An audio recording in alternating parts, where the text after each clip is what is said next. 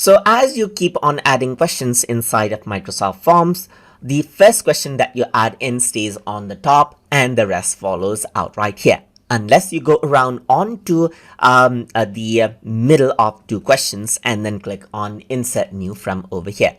If you want to go around and rearrange out the question, then all you need to do is you can go around and click and hold this.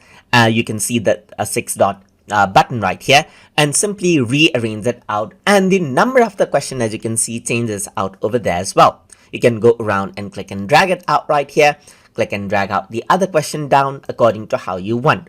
Even if you go around over here onto any question and click on Insert New, you can see that if I were to go around and then select any question, the question is added in after the previous question that is selected when you clicked on Insert New. But if you were to go around onto the end and click on Add New, then the question gets added to the end.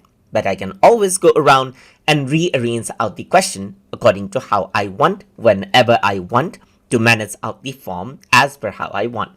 So that is how you can rearrange out the questions inside of Microsoft Forms. So hope you guys learned something as always. And as always, please like, comment, share, and subscribe.